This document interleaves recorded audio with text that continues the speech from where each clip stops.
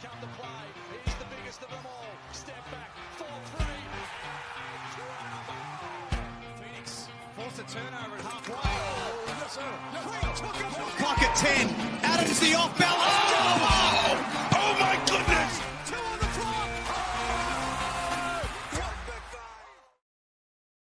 Alrighty, guys, and welcome back to the Basketball Fix podcast. Now, on today's episode, I've got a bit of a different series coming up. Now, as you've probably seen, if you follow our social media channels, we are really involved in the NBL Free Agency world and landscape. And I thought it'd only do it justice if we decided to set up some sort of a podcast in which we can give you, the listeners, a bit of a daily or bi-daily sort of rundown of the biggest rumors or the biggest actions that have had and that have happened. Now, yesterday was a pretty jam-packed day when we do look at NBL rumors and signings as well. And that's why I thought today might be the best day to start. Now, as you can see on the screen, we will be discussing Josh Bannon's decline of his option there at the Brisbane Bullets and maybe where he ends up in NBL 26, what teams could be chasing after him. We also then look at Kristian Doolittle's re-signing for the Perth Wildcats there on a 3-year deal. We'll break down what that deal means and also as well the significance for the Perth Wildcats in such an important offseason for them as well. And then last but definitely not least, we'll be touching on Keanu Pinder's potential departure from the Perth Wildcats and also break that down a little bit more. Now, let's get straight into it off the top as well. Josh Bannon. Now, one of the young guns of the NBL, I'm a massive fan of what Josh Bannon does for, I guess, Australian basketball. He's got a tremendous career ahead of him. I can see him as some sort of a Nick K molded player where you've got the grit and the grind and, you know, not necessarily the knockdown three-point shot, but he's got a lot of heart. He's happy to go and defend the best players. He goes in hard for rebounds. He's very good inside, a decent mid-range player, obviously pretty good when he gets to the line as well. But news obviously coming out, reported by Olgun Ulich yesterday, that he declined his player option with the Brisbane Bullets for NBL 26. Now, most people saw this as pretty much what was going to happen with Josh Bannon. There wasn't much talk around the league that he was going to stay with the Brisbane Bullets. It was always about where to next, essentially, for Josh Bannon. And one of those teams in which has been strongly rumoured to be very interested in Josh Bannon is the Tasmanian JackJumpers. And there's a few reasons why. Now, I sat down with COO Darren Smith of the Tasmanian JackJumpers, and we spoke about, I guess, what they are looking for heading into NBL 26 from a Tasmanian JackJumpers perspective. And the two words that stood out to me was that they're looking to get younger and they're looking to get more athletic. Now, Josh Bannon is a player who fits that mold well and truly. They're obviously looking as well to go and target hometown hero Taran Armstrong, who is currently applying his trade in the NBA. If that deal gets done, I'm uncertain. There may be a deal in which can be done with it. Obviously, they have his rights if he does release from the NBA, but I'm not sure, obviously, where that sort of sits at the current point. But for Josh Bannon's perspective, the big news, obviously, the declining of the player option. Now, like I mentioned, Tassie are probably the front runners right now, but I have heard word that the Melbourne United basketball will obviously show a little bit of interest. They love signing these sort of 4 or 5 guys. He's more probably a 3-4, to be fair, Josh Bannon, but they love signing local talent because you can build on them for years to come. Josh Bannon is well and truly that. A very good college player, came over in his first season for the Brisbane Bullets and showed a lot of promise as well to what he potentially could be for a team down the track. So I think one thing when we look at from the Brisbane Bullets perspective, are they necessarily losing something now when they're trying to clearly contend for an NBL championship? I don't think so, but what Josh Bannon can do is provide some clear grit and grind basketball style, which is going to help a team building in the next couple of seasons as well, which the Tasmanian JackJumpers will be. They can have some quick success with a big off-season, but a guy like Josh Bannon as well, he can give you that quick success if you build around him nicely. And I think the Tasmanian JackJumpers, if they do eventually sign him, will be able to do that. I just feel like at Brisbane at the moment, they have too many of the same players. You know, you got the Casey Prather sort of mold. You got the Tyrell Harrison. Maybe Rocco Zakarsky comes back. There's rumors of a guy who we'll speak on a little bit later, maybe making his way up to that sort of neck of the woods as well. So it's going to be a very jam-packed sort of environment there at the Brisbane Bullets. And for Josh Bannon to decline his option, very disappointing in that sense, but I think it's obviously super exciting for Josh Bannon and also maybe the prospect of him joining the Tasmanian JackJumpers. Now, the next player we're going to touch on, one of my favorites. This guy is an absolute storm over here in WA, but he's one of my favorite players in the NBL and for the Perth Wildcats as well. Doolittle, do everything is the nickname that I've adopted for Mr. Kristian Doolittle. Now, he's signed an incredible 3-year deal for the Perth Wildcats. Now, I wanted to break this down quite a bit because the Perth Wildcats, we'll touch on this in a whole nother episode, sort of what they've got going on, who they've got contracted, who they haven't got contracted, what are some of their rumors. We'll break every single thing down for the Perth Wildcats in another episode. But from a Kristian Doolittle perspective, there's a couple of words and a couple of things that I really want to speak about when we are talking about Kristian. Now, Kristian's an incredible defender. He came over as a defend-first sort of forward in which you'll be able to take some of the best guys out of the game that we do have in the NBL at those positions. You know, we're speaking of the Xavier Cooks. We're speaking of the Montrezl Harrells. We're speaking of, you know, the Jack Whites as well. Now, I know obviously they're all players that played last year, but he was brought in for that particular role. Now, what do we see from Kristian Doolittle in his 2 seasons so far for the Perth Wildcats? We've seen him adapt and really conquer his sort of game style as well. And he plays a bit of point forward. There's been games, the one game that comes to mind straight away is the Melbourne United game midway through the season at John Cain Arena. I think he went for mid-20s, had about 6 or 7 assists, also had about 7 or 8 rebounds, and was just flirting with that triple-double. And he did that so many times throughout the season, and he's a really crucial part to what the Perth Wildcats did this season, obviously going down in Game 3 of the semi-final series. But he's going to be very important going forward. And that's where I think the Perth Wildcats have done an amazing job, a fully guaranteed 3-year deal. Now, for Kristian, it puts everything to bed. He can still go play professional basketball around the world like he is in this offseason, heading over to Puerto Rico like he does so often. But he now knows, obviously, with such a young family, with his partner and their young baby, that he can set up shop in Perth and be relatively happy as well in doing so. Now, from a Perth Wildcats perspective on the court, we see a leader with Kristian Doolittle. Now, obviously, the thing that we probably all Perth Wildcats don't want to speak about, all Perth Wildcats fans, I should say, don't want to speak about, if Bryce Cotton leaves, I think this is the perfect player to build your team around because he does everything so well. He had 30 points in that Game 3 against Melbourne United, was clearly the best and most dominating player on the court in that particular game. And when we start to look for the future years, I believe he's only 27 or 28. He's just hitting the peak of his powers. And we look at a guy like him who is built like an absolute brick shithouse. Well, he's a guy who I'm sitting there going, wow, this makes the Perth Wildcats once again scary for the next couple of years when we're contending. We know we always speak about it all the time. Xavier Cooks was an MVP of the league, was one of the best players in the league for a couple of years there. Jack White, when he's on, is one of the better players in the league. Matt Hurt was a top 3 contender. Montrezl Harrell. You need these big guys who do everything so well. And the thing that I love about Doolittle as well, from a perspective of knowing what he does right, he knows his limitations. He's not a guy who's going to go out there and shoot 15 3-point shots a game. He's going to probably have 3 or 4, but he knows his spots on the court. He drives hard, he drives ferociously, and he drives strong. And then he pulls up for a cheeky little mid-range or a floater around the basket, which he just pretty much can't defend because of how strong this guy is and gets his defenders out of the way. So I'm looking forward to seeing, obviously, what a Kristian Doolittle sort of does for the Perth Wildcats over the next couple of seasons. And I really see, obviously, with the Jesse Wagstaff sort of transition between having Jesse as that captain and leader, you know, in the twilight years of his career, starting to mold that into Kristian Doolittle, and Kristian takes that sort of role as the mantra of the Perth Wildcats as well. And that's one thing Perth have done so well in their entire existence is get players in, make them feel home, and then they lock them up for 5 to 10 years. And we are going to see another situation, I do feel, with a Kristian Doolittle in that sense as well. So like I said, just to recap that as well, extending for 3 years, fully guaranteed, no player option, no team option after 2 years, a 3-year fully guaranteed option as well for the Perth Wildcats. Loving it. I'm really, really excited in this sort of retooling stage for the Perth Wildcats. Now, the last player we are going to discuss.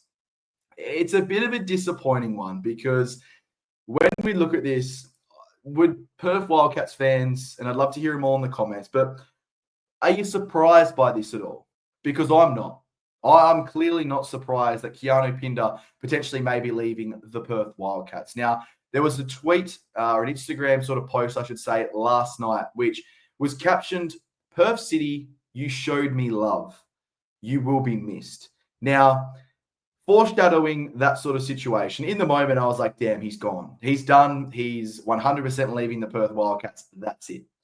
But today, he's just signed in China in the CBA. Now, I'm not 100% certain as to what the deals and what the terms are of that contract, whether it's a season-long deal, whether it's just the end of the season, whether it's a multi-year deal. We don't know as of yet, right now, where he will be playing as of recording and how long he will be playing, in the Chinese Basketball Association. Now, does it leave the door ajar for NBL contracts in NBL 26? I 100% believe that we could see Keanu Pinder in the NBL at some capacity in NBL 26. Now, it seems like from a Perth Wildcats perspective, this was always going to happen. We saw an inconsistent form. We saw up and down playing time. We even saw moments of confrontation and I guess uneasiness between both John Rillie, the head coach of the Perth Wildcats, and Keanu Pinder. He just never seemed happy in Perth, especially in that first season. And it's really hard because Keanu's obviously got that hometown flavour. He's obviously got the connection with his dad, obviously being a former Perth Wildcat player. And everyone was really excited because coming over to the Perth Wildcats, he was an MVP candidate from the Cairns Taipans. And you sort of sat there and you thought, he's the perfect player to pair up with the Bryce Cotton. Well, he showed glimpses of that. We saw in the finals the 30-13, I think it was, against Southeast Melbourne Phoenix at the Perth Entertainment Centre, I believe it is, or whatever it's called, the High Performance Centre there, Old Challenger Stadium. And you sort of got to see the chance of him potentially having a massive playoff, winning this team a championship and securing himself a long-time deal, whether it's at the Perth Wildcats or another NBL team. But he just showed far too much consistency for my liking when it came down to it. Realistically, he could be a top 5 player, but he also sits in that sort of 25 to 50, and he fluctuates quite relatively heavy as well. Now, it's going to be interesting, though. And like I said, obviously, he has signed this deal in Asia, and we will find out more in the coming days as to what the extents are of that. But there was always the rumor that the fact that he could potentially return to the Perth Wildcats or go overseas, whether it was Asia or a European league or anything like that. So a lot to play out for Keanu. I think it's going to come down to a few things. Maybe, I guess he's leaving home, so I don't think home's a massive factor. But maybe home is in Australia is a bit of a factor there as well. But obviously cash coming from potentially overseas will be a little bit more inflated than what it potentially will be in Australia in the NBL as well. But where would I feel like Keanu Pinder's best fit would be in the NBL right now? That is the big question. And it's been one that I've sort of been racking my brains about for the last couple of days. And I've sort of been thinking about this for quite a while. I think everyone has been having this thought that Keanu Pinder will not return to the Perth Wildcats come NBL 26. And there's two teams that keep coming to my head. One of them is the Cairns Taipans, and the other one is the Brisbane Bullets. Now, there's a massive rumor going around, and we'll sort of ruin this and spoil this, but I think a lot of people have already heard about it. Matthew Dellavedova is looking to have more money and a longer time contract than what Melbourne United may potentially be able to offer come season end. Now, he's obviously having an incredible season. He's an incredible player. He's got incredible leadership, everything like that. Former NBA championship sort of caliber player. But if he goes to the Brisbane Bullets and you pair him up with already James Bateman, you pair him up with already Casey Prather, you may be able to go out there and find some sort of backup piece to come off the bench and be able to score and everything like that. Keanu Pinder is the perfect player to play next to Tyrell Harrison. And I think that's obviously where we've got to sit back and we've got to reflect a little bit on Keanu Pinder. I kind of feel bad for the guy because he's not a 5, he's a 4. Playing with a genuine 5, I think that's where we'll see him excel coming into NBL 26.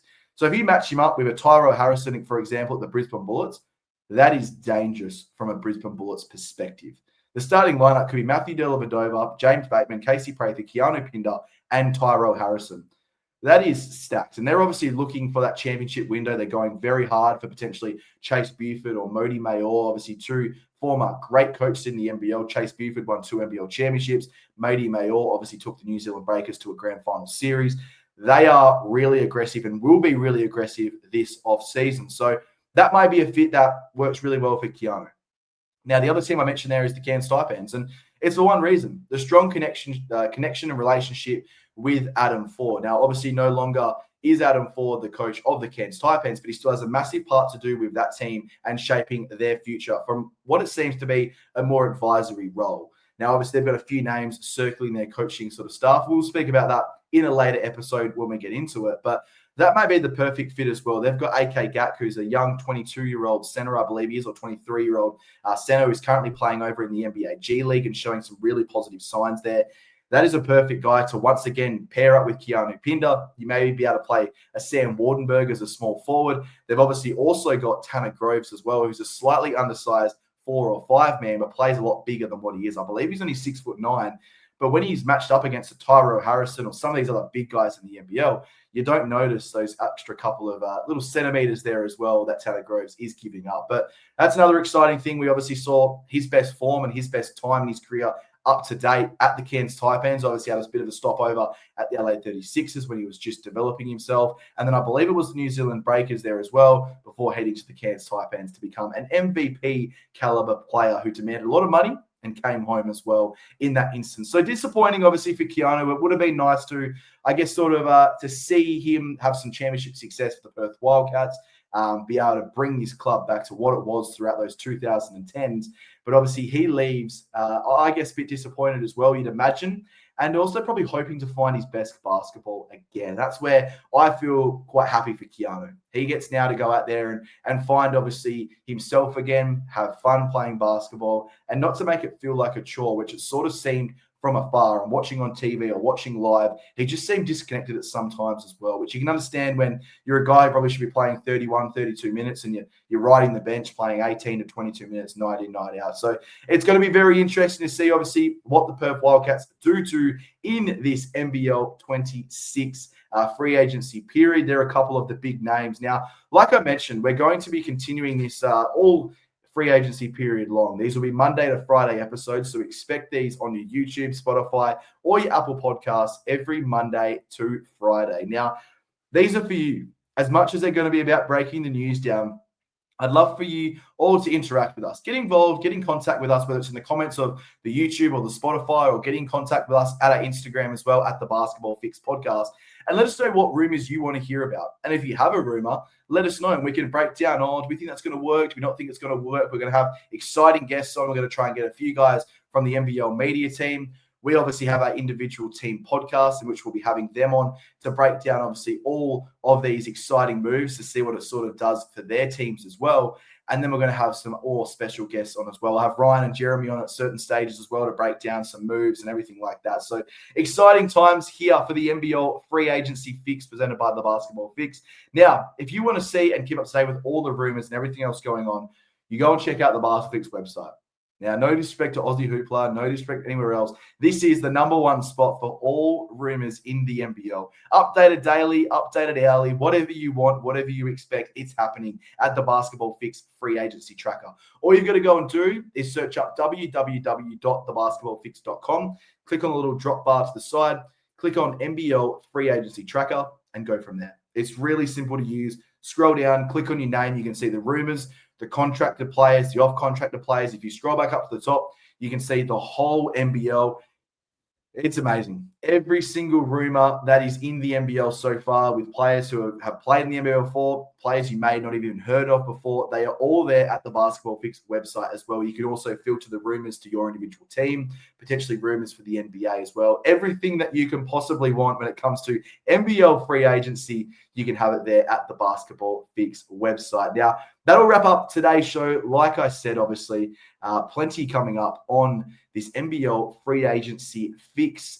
We've got plenty of special guests. And like I said, obviously the most important thing is you continuing to let us know what you want to hear and obviously what you want to see on the NBL free agency fix. But until next time, we hope you've gotten your basketball fix. Which stars come to play? He's the biggest of them all. Step back, 4-3. Phoenix forced a turnover at halfway. Yes, sir.